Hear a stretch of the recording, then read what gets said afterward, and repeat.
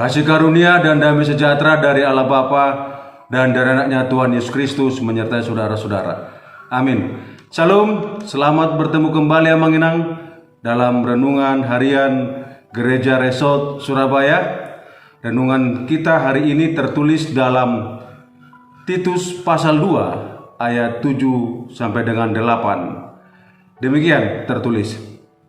Dan jadikanlah dirimu sendiri suatu teladan dalam berbuat baik.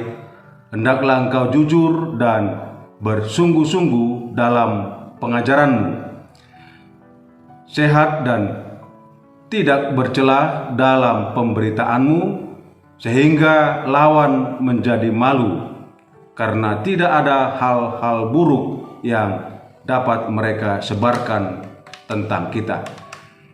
Demikian firman Tuhan.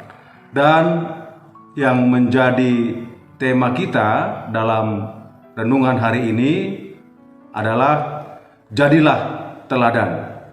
Sekali lagi, jadilah teladan.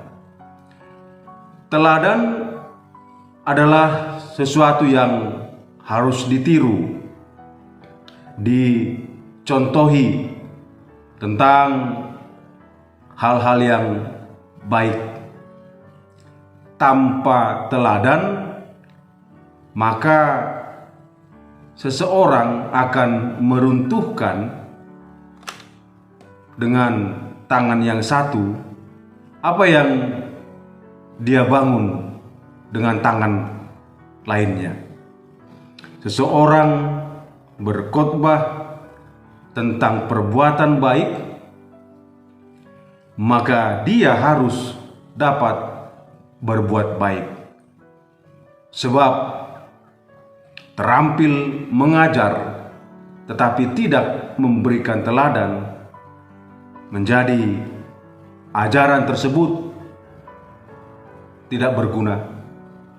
Sebaliknya, memberikan teladan tetapi tidak mengajar, menjadikan teladan menjadi bisu.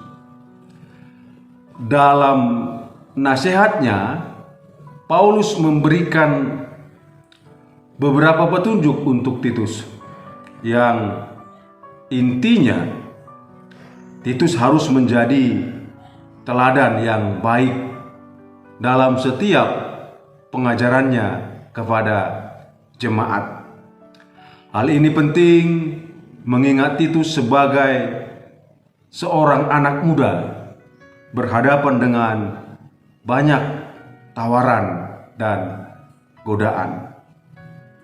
Mengajar dan melakukan apa yang diajarkan akan membuat Titus menjadi pribadi yang berwibawa dan tidak akan dianggap rendah karena ia muda.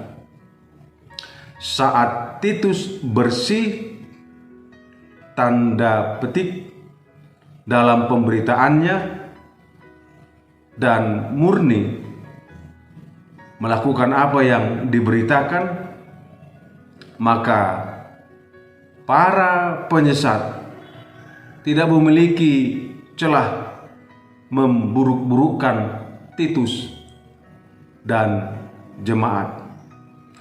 Bapak Ibu saudara-saudara, apa yang menjadi aplikasi firman Tuhan ini dalam kehidupan kita saat ini? Pertama, kita semua dipanggil untuk tidak sekedar berteori, tetapi menunjukkan melalui tindakan nyata dalam kehidupan sehari-hari. Kedua, dalam perkataan dan ajaran, kita dituntut bersungguh-sungguh dan tidak menyimpang dari kebenaran. Yang ketiga, kita fokus pada jati diri sebagai seorang yang beriman Kristen. Itu akan membuat lawan tidak memiliki dasar untuk memfitnah ketika kita fokus pada jati diri kita. Mereka tidak memiliki alasan untuk menjelekkan iman kekristenan kita. Ketiga, ini boleh menjadi perenungan yang berharga dari firman Tuhan ini dalam kehidupan kita sekarang. Kehidupan sehari-hari harus mencerminkan Injil yang diberitakan. Tidak hanya saat beribadah, tetapi sepanjang minggu. Dan yang menjadi pertanyaan bagi kita untuk kita renungkan adalah, sudahkah kita menjadi teladan satu terhadap yang lain? Suami jadi teladan istri, istri jadi teladan suami, orang tua jadi teladan anak-anak, pelayan di gereja jadi teladan jemaat.